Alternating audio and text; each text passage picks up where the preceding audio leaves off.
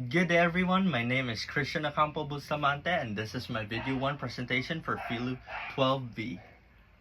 I am reading the book Decolonizing the Mind, The Politics of Language in African Literature, 1986 by Ngugi wa Thiong. The philosophical question it addresses is the question that how does language shape consciousness, culture, and identity, and how can an individual be truly free if they think, write, and dream in the language of the colonizers. So in this book, the philosopher Ngugi wa Thiong answers that true colonization cannot be achieved without reclaiming indigenous languages, since language is the carrier of culture and identity.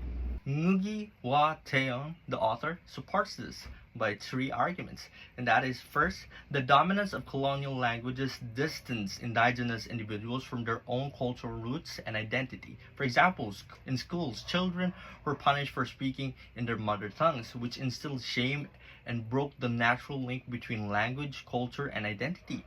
So second argument is that language serves as a vessel for culture. He explains that the proverbs, stories, songs, and oral traditions are embedded in indigenous languages.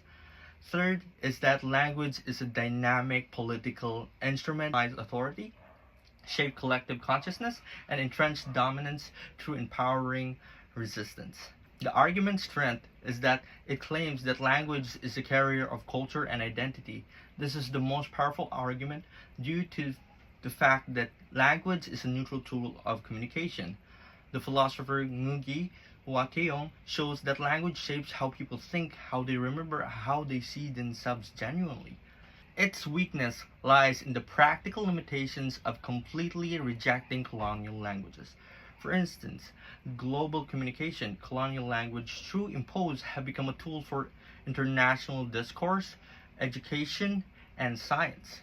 As a whole, Ngugi wa Thiong arguments support my thesis, as that my thesis is true liberation from colonial influences require reclaiming cultural identity through their indigenous languages, since language is not a neutral tool but a vessel of understanding and the thought and history of self-understanding itself.